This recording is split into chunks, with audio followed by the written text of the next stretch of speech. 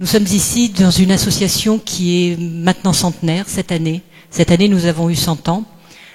Nous avons un lycée professionnel de 300 élèves et nous avons une centaine d'apprentis. Donc ici, il y a 400 jeunes qui essayent de trouver leur place dans l'avenir. Et il est important pour nous que vous soyez là et que cette journée soit consacrée à la pédagogie. Le foyer de Cachan accueille des jeunes qui sont en difficulté scolaire, souvent en difficulté sociale aussi, mais essentiellement en difficulté scolaire. Il n'y a jamais de sélection par rapport à des dossiers scolaires.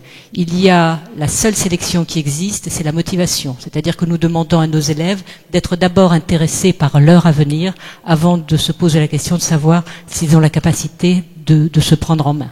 Donc nous les prenons, je peux vous dire que nous avons des cas qui sont souvent extrêmement difficiles, nous les prenons et notre but aujourd'hui, c'est de les amener à réussir leur vie, à être autonomes. C'est ce que nous appelons ici le campus de la réussite. Alors, pour ce campus de la réussite, nous partons du principe, aujourd'hui vous allez parler de pédagogie, ce qui nous intéresse particulièrement.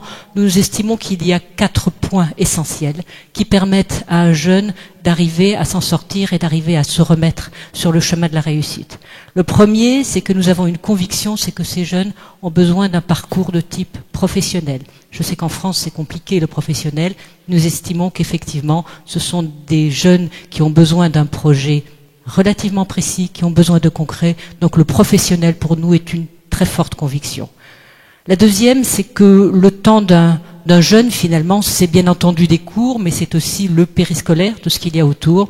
Et vous avez pu constater qu'ici, il y a beaucoup d'installations sportives, il y a même une salle de fitness, nous avons du théâtre, nous avons des groupes de parole, nous avons des drones, nous avons donc une activité périscolaire qui est extrêmement importante et qui fait qu'effectivement, la vie ne s'arrête pas à la salle de cours. Notre troisième conviction, c'est que il y a effectivement les cours, les professeurs, mais il y a aussi ce que j'appellerais la permanence. Un professeur, c'est sa salle de cours, c'est ce moment où il intervient, c'est ce moment où il faut qu'il fasse passer des messages, et puis il y a tout ce qu'il y a autour, les salles de récréation, les élèves virés de classe parce qu'incivilité, parce que se tenant pas bien, etc. Donc il nous faut un corps, si j'ose dire, de surveillants, un corps d'éducateurs, et nous avons ici j'allais dire un nombre assez important d'éducateurs et de surveillants. Et ces éducateurs et ces surveillants ont un rôle primordial parce que c'est un rôle qui intervient en permanence dans la vie de l'élève, pas uniquement en salle de cours, en permanence, et ça nous permet et ça nous facilite beaucoup la réinsertion de ces jeunes. Et j'allais dire le quatrième pilier sur lequel nous nous reposons, c'est bien entendu la pédagogie. C'est pourquoi aujourd'hui je suis particulièrement, j'allais dire, sensible à ce que vous allez nous dire. Ce sont des jeunes qui ont une culture nouvelle, celle du numérique, mais ce sont aussi des jeunes qui ont parfois des difficultés à se concentrer, des difficultés à apprendre, et j'ai beaucoup d'espoir dans le fait que le numérique puisse nous aider à leur permettre d'apprendre par les nouvelles techniques, par les nouvelles méthodes, par le numérique. Et j'attends d'une certaine façon, effectivement, de cette journée qu'elle nous apporte quelques réponses pour les aider à faire ce que nous voulons, c'est-à-dire toujours cette réussite au bout du parcours. Peut-être avant de vous laisser travailler ensemble, et je resterai avec vous tout au long de cette journée, je voudrais dire que nous sommes entièrement sur cette phrase de Condorcet que je vais vous dire.